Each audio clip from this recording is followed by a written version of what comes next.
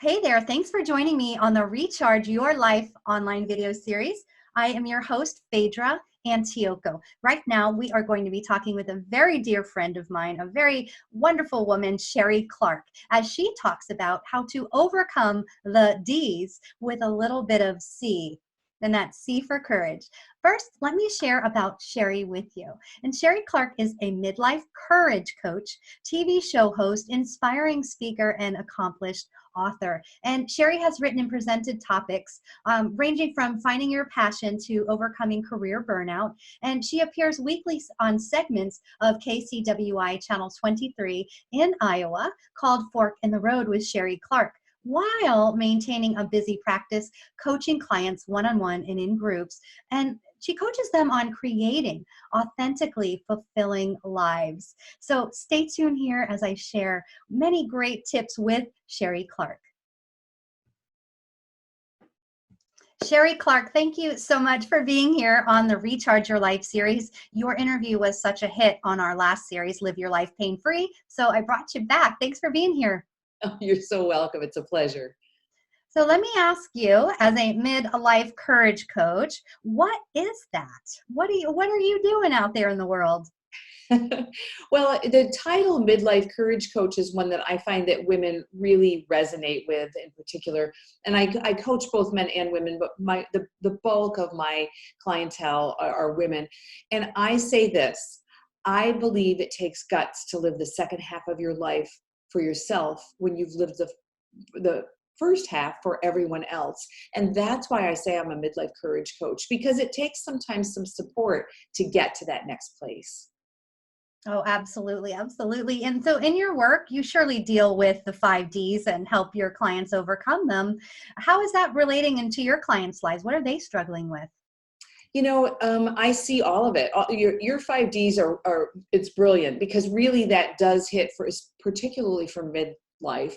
All of those at some point or another are something that, whether we experience them or not, is something that either we've had experience with because someone in our circle, our orbit, our life has, or it's something that we concern ourselves with. We worry about it.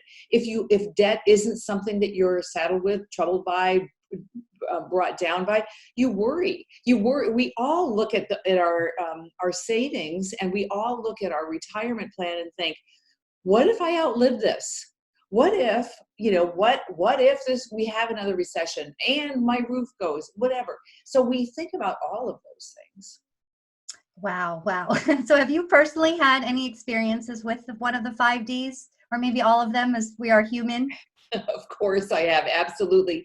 And I want to back up a little bit about your question about my clients.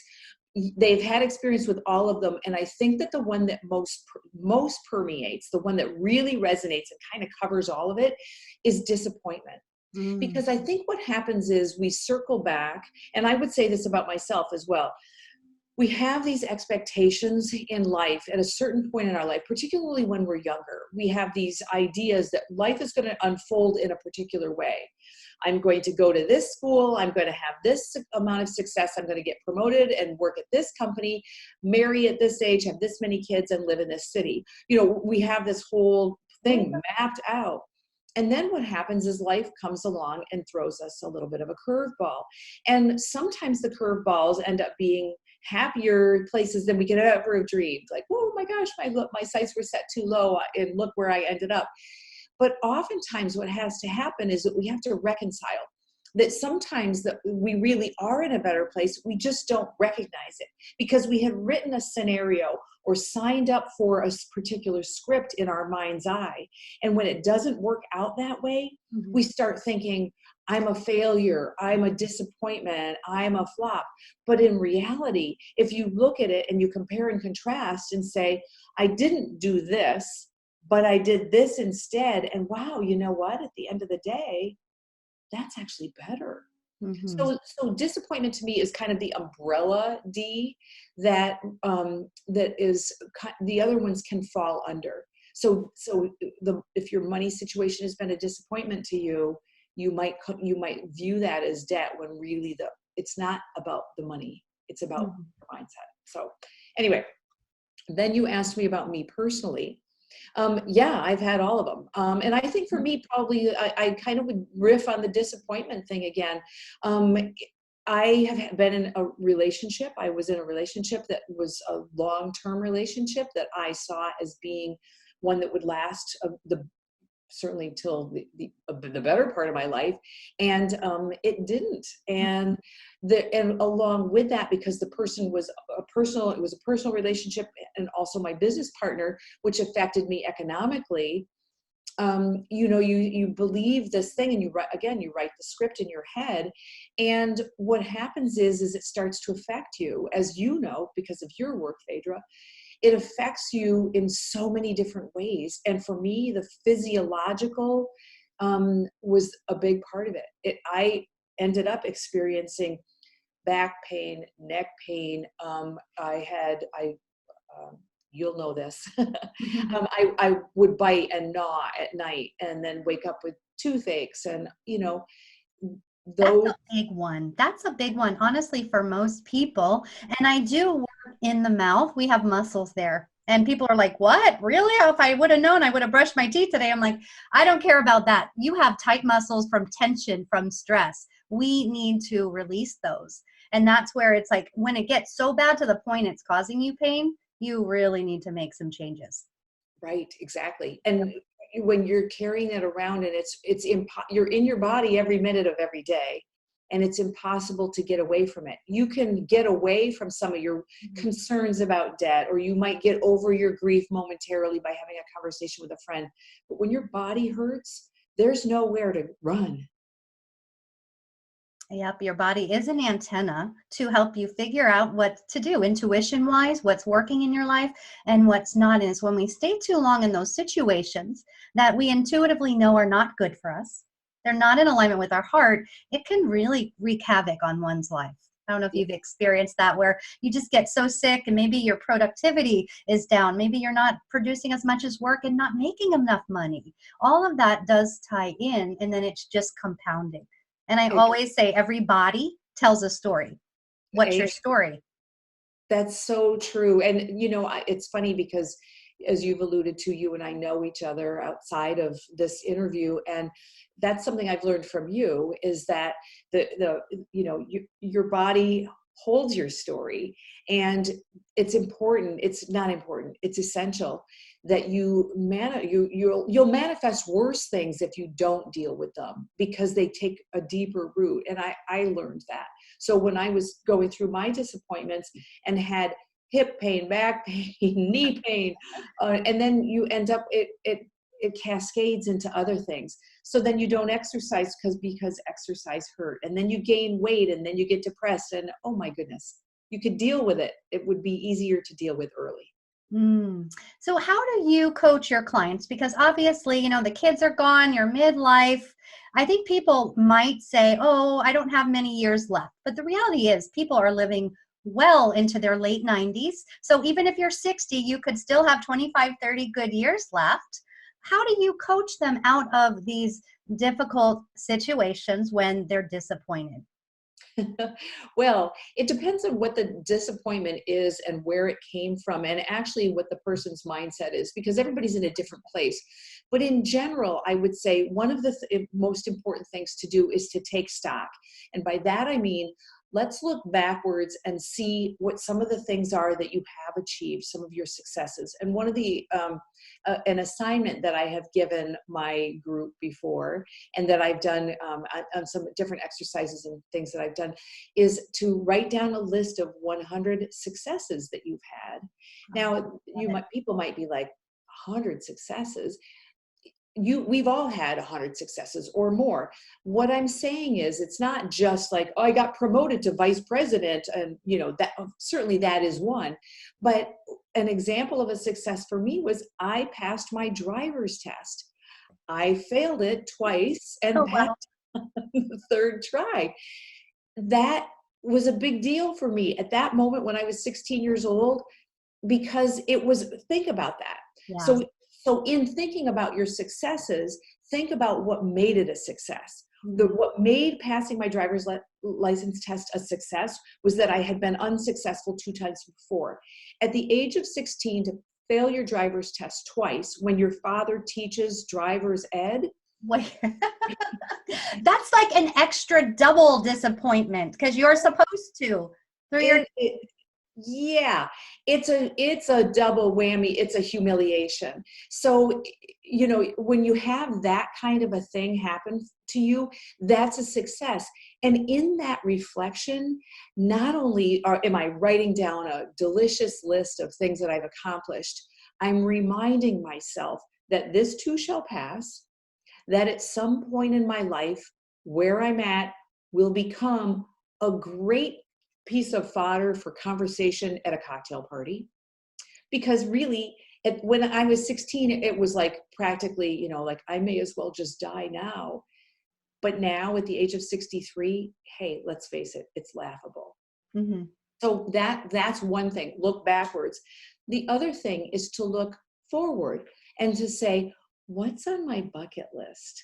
What is it that I would still like to do, still could accomplish, still not to get down to the nitty gritty, but what if all things were possible, what might I want to do?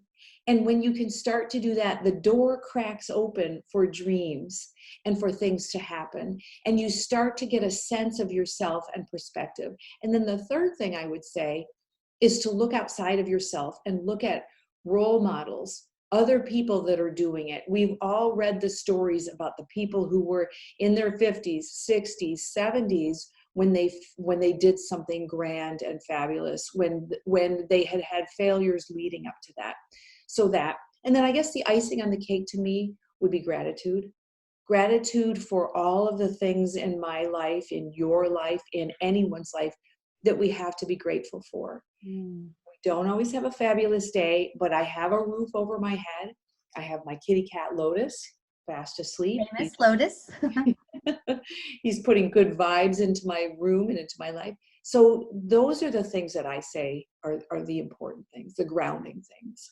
Okay. So have you ever taken a really big risk in your life? Was there a moment where you were hesitant, but then you had the courage to be able to take the risk and succeed?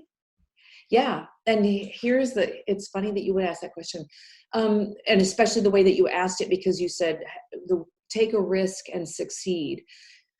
The risk that I took was leaving something I was already successful at to go and do something else because the thing that I was successful at wasn't doing it for me anymore. So, and people who are, those listeners who are still working might resonate with this. I owned a successful advertising agency for 25 years. Mm-hmm. It was making a lot of money. I was well known in the industry. I had authored 3 books. I was in demand as a public speaker. Brick and mortar, won awards, all of it, the whole 9 yards. Mm-hmm. And it didn't please me anymore. It didn't give me joy. I would get up in the morning and think of any excuse I could to just lay in bed another 10 minutes. And it started to affect every area of my life. Once again, the physical ailments come by. You get depression. You might start drinking a little bit more than you normally would because, hey, you know what? I'm not very happy. And this is a little bit of a Novocaine. It's a painkiller. And so I screwed up the courage to leave it, to do something else, to leave the solid, guaranteed thing to go to something that wasn't guaranteed anymore. And it was the best damn decision I've ever made in my life. I can say that now at this minute. The period in between the decision. But I want to know, was that hard? Because you do have to go through, it's almost like birth. You have to go through this process of rebuilding yourself, letting go of everything you know that's safe and comfortable. And you took that leap. But yeah, how hard was it in between? There were times that it was very hard in between. There were times that I was disappointed, one of your D's, in myself. There were times that I did have debt because I didn't want to go into debt, but I advanced on a line of credit to finance and to bridge the gap. And, it brings forth those doubts and whatnot. But there was something inside me that said, it's always turned out okay in the end. And if it's not the end, if it's not okay, it's not the end. And I knew that was going to be the case with this because I had faith in myself, that I knew that where I was at wasn't serving me, that I was unhappy, that I was, like I said, drinking too much, eating improperly. Just I wasn't me. And if you keep doing what you're doing, you're going to keep getting what you're getting. And it was time for me to change. And so, yeah, it was a hard decision. And now that I'm out the other side, yeah, I'm glad I did it. What was the magic sauce that really made you take action? Were you looking for resources? Did you hire a coach? Like, what were those little pieces that you creatively did to survive out of leaving a successful business? I imagine you started a new business. Is that what you did? Yeah, the business that I'm doing now, I Yeah. started, I decided I was going to do coaching, and I actually started in the nutrition and health coaching arena and then morphed into life coaching for women at midlife.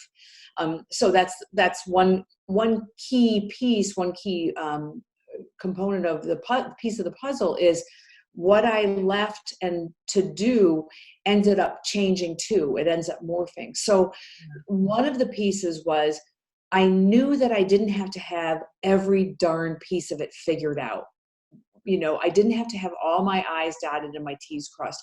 I knew that I needed to leave so that I could have space and clarity and create vision. Because when you're knee deep in something that's making you unhappy, this is your vision. Yep. You don't have peripheral vision. So I needed to be able to step back. I needed to be able to have faith in myself and in my abilities. And once again, my list of 100 or more successes, looking at it and saying, I got through this, I got through that, I did this, I did that. Oh, look, I've done this. And everybody said I couldn't. It builds your courage up a little bit. And then you hit upon one of the things that I think is key, and that is finding professional support. Yes to coaching. Yes to coaching all the time, including now. My business, my practice is successful, and I don't want to ever hire a coach who doesn't herself have a coach.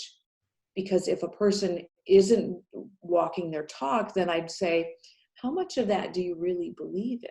How much of that really, for you, for example, Phaedra, I know that continuing education Yeah. is mission critical to you. I love it. Yep. I want to be the best I can be. And if I face the most challenging, complex clients with pain issues, stress, emotional issues, I want to be the best that I can. So I'm always learning because it's always evolving. Yes. And I have seen you take classes and I think, don't you already know that? And then you come back and you're like, no, I went to the next level. And, I think that is part and parcel of knowing that the growing never ends. And you were talking about, being in your 90s and having a robust life. If you look at the people who do have the robust lives, not just longevity, not just hanging in there to breathe another day, but that really are vital and really are like, you're how old? They're the ones that keep living and keep growing and keep exploring and want to learn and do more. Absolutely. That's so beautiful. That's so beautiful. Thanks for sharing that. And like I said, I just want to empower people because we do need to look at what's not working in our lives that might be making us sick, might be holding us down. But how do we get that inner fight in us to be able to move forward and make those changes? Like, I'm sure you have clients who are in a marriage that's uncomfortable or they're considering leaving. What do Yes. you do in that respect when you're coaching someone? Well, there's one thing to remember is that sometimes there are, you go through rough patches and tough times. We all have it. We have it in our careers. We have it in our love and intimate relationships. We have it in our friendships. We have it with our food, where you go through this part where you're like, I don't think this is working for me anymore. I just recently experienced it with my yoga practice, where I had been practicing 6 days a week, religiously for years. And then at one point I was like, it's not working anymore. And sometimes what you need to do is take a step back from it. For me, I took a yoga sabbatical. I didn't go for months. And it gave me a chance to miss it. So for some, I think it's important to realize that the immediate solution is what we think of as humans is off with their heads. I got to get out of here. I got to quit the job, get a divorce, stop eating this way. When I think it's important to step back and say, maybe it needs to be tweaked. If that's not the case, then another thing to do or to consider is what's the litany of possibilities for options for change. On the one end of the spectrum, it might be something very simple and very easy. On the other end of the spectrum, it might be something complex. So there's brainstorm all of the possible solutions. In your example of marriage, there is certainly marriage counseling, and there's all kinds. It's not just one kind. It could be, it could be faith-based. It could be something else. It could be, hold on, sorry. We got cat bombed. Lotus is famous, everyone. He does yoga. He gets lost. The police are looking for him. It's all kinds of things. Exactly. He's like a little errant child. So there's all different kinds of there's a continuum of solutions, and to be creative. The most important thing about life to me is being creative. Be creative in the solving of your problems. Be creative in the things that you do to keep your relationship alive and everything else alive and vital. And I think sometimes important is space, having your own space and including your own friendships and building friendships. And I know for me, I've never been married. I didn't have kids. So I don't have like the kids, the parents that you meet from your kids' school, like you get into you get to know them in your 30s and 40s. So I'm out having to build new friendships now. And it does take effort and it takes work. But how do you coach your clients on building friendships? The big thing is get yourself out there. And it's a timely question that you ask, because I just went to, I hate this word, networking event recently, and it was actually this week. And I don't really necessarily like networking, but I went to it anyway. And anybody listening that says, wah, wah, I hate networking, well, listen, I do too. And so I made a pact with myself. I said I would walk in the room and I would do the entire parameter of the room. And if it sucked and I didn't see anybody I knew, I could leave. Well, of course, it didn't suck. I did run into people that I know. I had a great time. I stayed. I'm glad that I went. I'm sorry about our guest here. We all need love. And so it's that kind of a thing. It's saying to yourself, there's a back door. I don't have to stay, but I do need to get out there. And that is, for me, one of the pieces of it. Now that's networking, that's business. When it comes to personal relationships, maybe it's dating, maybe it's middle-aged dating. A coach could be handy for that. Ask your friends, say to them, I'm thinking about maybe dipping my toe into the dating scene, and I just thought I'd put it out there. You don't ask, you don't get. Right. That's another important one. You don't ask, you don't get. You've got to have the courage to be able to ask for what you want or need sometimes. I think if we sell ourselves short if we cower down and we don't ask. Exactly. And that's really important. And to not be afraid to speak up. One of the things that I realize takes courage, but it only takes courage until you get the words out of your mouth. And then you realize what a smart thing you've done. And that is to say to somebody, I don't know if you've ever felt this way, or I don't know if this happens to you, and then be willing to share and be vulnerable. And hot damn, you will discover that you are not alone. You're not the only person that has wrinkles on your knees and wonders where they came from, or wants to know how to meet somebody your own age and it doesn't work the way that it used to anymore, or any of those questions, like the questions that you're asking me. Surely people that are listening are thinking, I've had that experience, or, oh, that makes sense, or, oh my gosh, it's like she's speaking about my life. Look at that. You're not alone. Mm-hmm. Absolutely. Absolutely. And I do like your advice. I did have that. I'm trying to think if you gave me that advice. I had to go somewhere last week and I was really on the fence about it. I didn't know if I wanted to go, and it involved flying and the whole 9 yards. And I thought, someone said to me, maybe it was you, You don't have to stay. Right. I don't have to stay. So after the half of a day of just torment and not being able to make a decision, I decided to go, and it all worked out beyond my wildest dreams, really. And I'm glad that I went, and now I laugh and say, I can't believe I almost canceled and missed these great opportunities.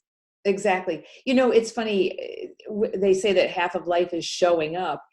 I have never regretted going to something like that. I might have been like, well, I didn't meet a lot of people and I didn't stay and it wasn't that great, but I didn't regret it. It's kind of like getting out of bed in the morning. I have never regretted getting up early, not once. Because if I'm tired, I go to bed early that night, or I take a nap if that's what works, because you get more done. But I have regretted languishing in bed and then going, oh, I should have got that done today, or oh man, now it's too late. So move, just act on it, just do it. Yeah, and set that intention the night before, how you want to wake up, how you want to feel. That's a good way. That's what I like to do. Yes, and it works. It really does. And be true to yourself. Here's a thing, a secret that I've learned. We keep promises to everybody else. If Mhm. I asked you to take me to the airport at oh god o'clock tomorrow morning, you'd be there, show up, you'd be on time. There's not a doubt in my mind. If I asked you for a favor, I believe that you would show up for me. And yet, for ourselves, we promise ourselves we're going to do something that we know is good for us, and we don't come through. Mm. We drop it for the slightest little reason. I didn't feel like it.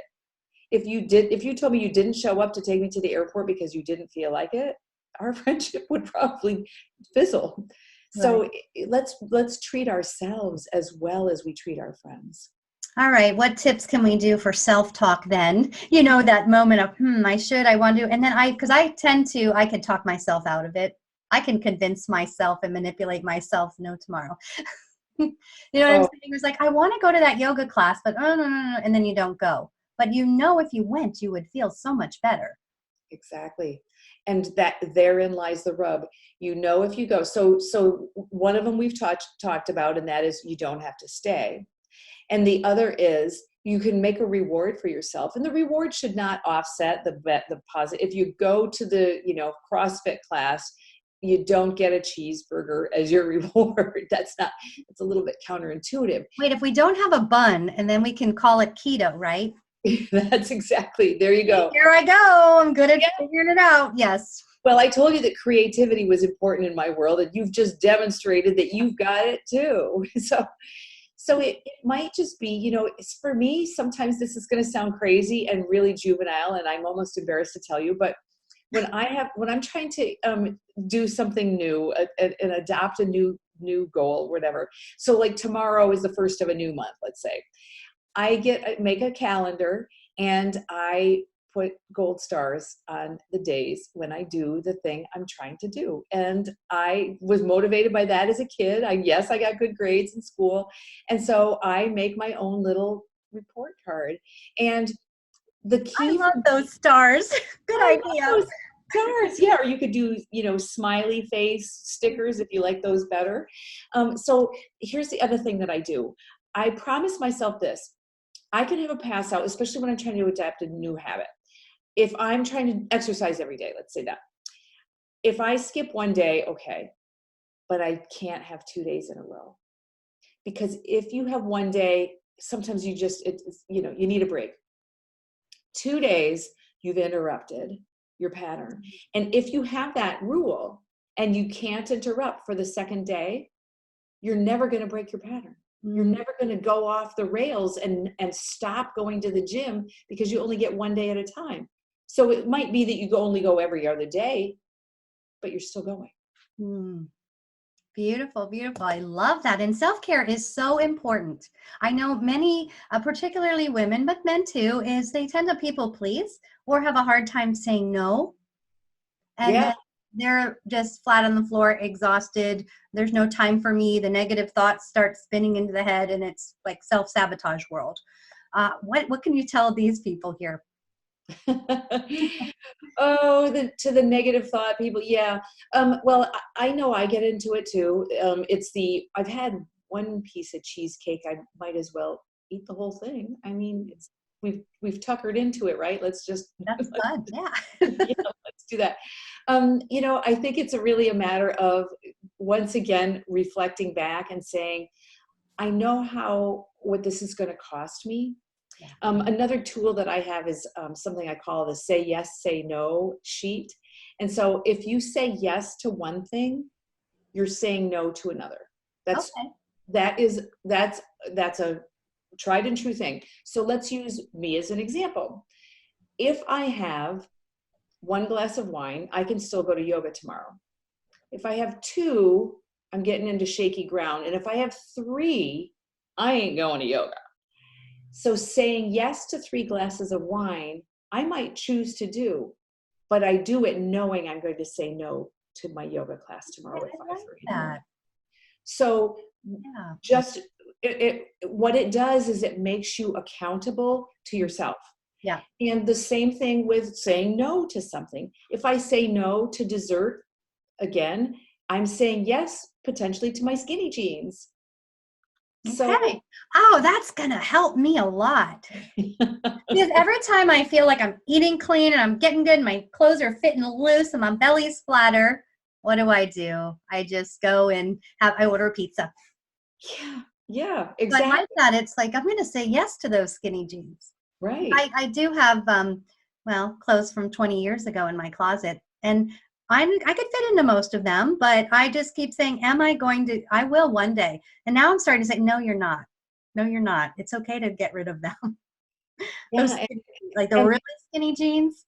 if they're 20 years old, even if you can fit into them, should you? Do you want to? I mean, like that would have been like what, the lowrider ones, or I don't Well, know. the 80s are back now, right? Like they are back. I'm trying to think if it was 20. Hey, it was only like the millennium, Well, 2000. if I see you in a pair of Jordache, I'm going to say, unless you're rocking it because it's vintage, but I have a shirt in my closet right there from when I was 16 years old. I swear to God. And I could probably pull it off today. I have no doubt that you could. But once again, I'll ask you, should you? Oh, I love Sheree. She always tells it to me straight and just with such humor. And that's another thing that causes tons of pain in people. Hoarding or over clutter, like trying to get those closets clean, get those cabinets, drawers cleaned out. The older we get, the more stuff we have, the houses we have, the furniture just starts to carry on with us. Do you see that in your community? Yes, and as a matter of fact, anybody listening that is in my community knows that we do a little piece I have a year-long program that I do for women, and decluttering is a part of that. And part of what we do is decluttering, and sometimes we're talking about physical decluttering, like clearing up your space or whatever, clears room for new things to come in. So when we talk about decluttering, I'm not just talking about clear out your closet, clean out your junk drawer. I'm talking about also decluttering your calendar of things that do not serve you. We all have obligations and things that we have committed to and said yes to that remember my say yes, say no sheet? If you've said yes to something on your calendar and your schedule, because there's only 24 hours in a day, 168 hours in a week, you're going to say no to something else because you've given time. Let's say you said yes to something you don't want to go to. Well, you saying no to something that you might have wanted to do, including meditate or do something for yourself. So the decluttering concept, let's take it outside of the Marie Kondo world and, folding our underwear so that it looks like sushi rolls. Well, that's all well and good. Let's think about the other things. Let's think about decluttering relationships that we have that no longer serve us, that we have outgrown. That might be another thing to declutter. And then the final piece of that is once we've decluttered, I ask my community to look at repairs. And there's two kinds of repairs. There's preventative repairs, the things that we do, like getting our oil changed so that we don't burn out our engine, rotating tires so that they wear evenly, getting your gutters clean so you don't have an ice buildup if you're in a 4-season climate. And then there's reparative repair. something is broken, a door handle came off, something needs to be fixed. And so fixing and repairing things is another part of that whole clearing space and decluttering. If there's a lot of broken things in your world, in your life, you're going to view yourself and the things around you in a broken fashion. In fact, what happens is you don't even see it anymore, and you start doing workarounds. We've all had that happen, Yeah. right? You know, there's something, oh, this doesn't work, so I always do this instead. Well, then you don't even realize that the thing's broken, and then you start getting used to it, and you accept second rate, and everything is interrelated. So once again, fix the broken things in your life. If there's a broken set of blinds, repair them or get new ones. And relationships are the same way. We have broken relationships. They either need to be repaired or replaced. Beautiful, beautiful. And same with relationships. If your garage is full of has one car in it, one person in it already, there's no new car can come in. Is that the way it goes? You got to create space for that in your life as well. That's exactly right. Beautiful. Okay. So my last question, because you are the queen of courage, is there a first step or even 2 steps people can take to know when they need to summon the courage to make those changes?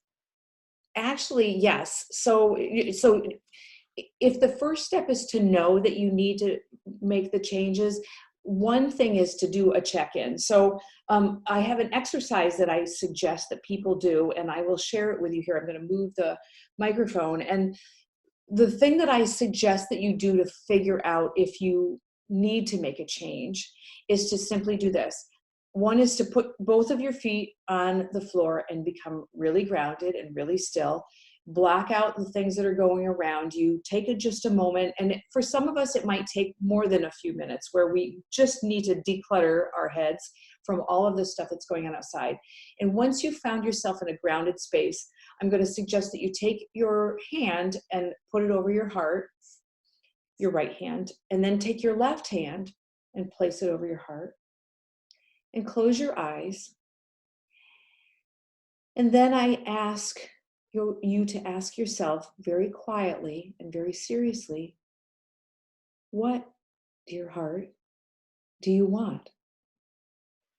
What do you really, really want?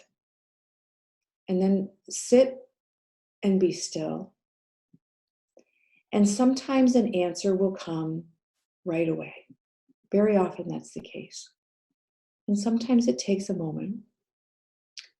Inevitably, you'll feel it in your physical body, sometimes tears, sometimes fear. And then open your eyes and breathe in and acknowledge what the information was that you just received. Mm-hmm. And that's a good first step for connecting, for figuring out what it is that you really, truly want. Right. And so frequently we don't take that time. And I've done that exercise in public places, in big rooms of people before. And when you do that, the audience has their eyes closed and I'm the speaker and I keep my eyes open because I'm guiding the exercise and I can see people. And inevitably, I don't think I've ever done it and not seen someone with tears. So you know that you found that special place when you do that. And so I'm going to urge people to do that, to take that time and to really make that connection. And maybe you rewind and listen to that, and maybe you just simply do it on your own when you have the time to do it. That's the first step. Yeah, that's amazing, because I know for myself as well as many of my clients, we are running on stories, programming as early as our childhood, dealing with those early traumas that we've had that shape us, that create us. And I know I have found myself recently even living from my 15-year-old self place and what she believed at the time, and she had to strive and work harder. And so it's really interesting to get into the heart. It's almost sometimes a little hard, like you said. It would take me, I probably need a good while being in there to get rid of the noise going on. Yes, exactly. And just even having that time, that connection with soul and with yourself, that is something we so infrequently grant ourselves. Mhm. Yeah. The Beautiful. second thing I would suggest is to answer this question. And the question's an easy one. And I have a tool on my website if anybody's interested in it. It's a silly little postcard that I ask you to mail to me anonymously. It's called a courage card. And you answer this question, or finish this sentence. If I had the courage, I would dot, dot, dot. Mm. And typically we'll have an immediate answer. If I had the courage, I would quit this soul sucking job. I would tell him we need to change something or I've got to go. Mhm. Or tell my kids that I don't want to babysit for their kids every week. I'm trying to live my own life. I've already brought up the first set of kids, whatever it is. So answering the question, if I had the courage, I would, that's it. That's all I'm asking you to do. I'm not telling you you have to do it. I'm saying just plant that seed. Mhm. Let's take baby steps. We don't have to, nobody has to cut off their arm or run. You just have to walk. Yeah, well, just play with that. That's really beautiful. I love it. If you had the courage, what would you do to make the change? Yes. Beautiful. So you have a great free gift. I love your wild cards. Will you share those with the people watching? I would love to. So my gift to your listeners, Phaedra, is that I am providing everyone with a set of courage cards. Can we And have Lotus too? sorry about Lotus. I forgot. It's close to food time for Lotus, so Oh. he's a bit ornery. So the courage cards are a downloadable PDF. You just go and what you'll get sheets, and when you cut the cards apart, they look like this. And what they are, and you can tell I'm big into going inside and asking yourself questions, is their prompts. And I like to use them as journal prompts. And I will read one of the questions to myself in the morning. I'll just pull one out and I journal about it and reflect on it. Or I have also used them as icebreakers with friends where we'll be like, I have a good friend of mine that we take road trips and we'll ride in the car and we'll bring these cards and I'll say, just pull one and answer it, and then we'll have a discussion. So they're great for that. They're conversation starters. So that's my gift to you. Oh, thank you so much for being here. And you're just just a light out there in the world and really inspiring men and women. So thank you so much for being here. Do you have any final words to share to help people really get into that mindset that they can, to grab the courage, take that and use it to recharge their life? Yeah, I would say, remember this, you don't have to do this alone. You're not alone. Even if you live alone and you're single and you feel as though it's a lonely journey, it's really not. I hope that this conversation has given evidence to the fact that so many of us are on the same path with you. Just reach out, find out who you connect with, who you feel an affinity with, and trust that you're in the right place. Oh, wonderful. Well, that was very well said, Sheree. Thank you so much for being here. Thank you for having me, Phaedra. Wow, that was great. There's so many takeaways in this interview, like really writing down a list of your 100 successes.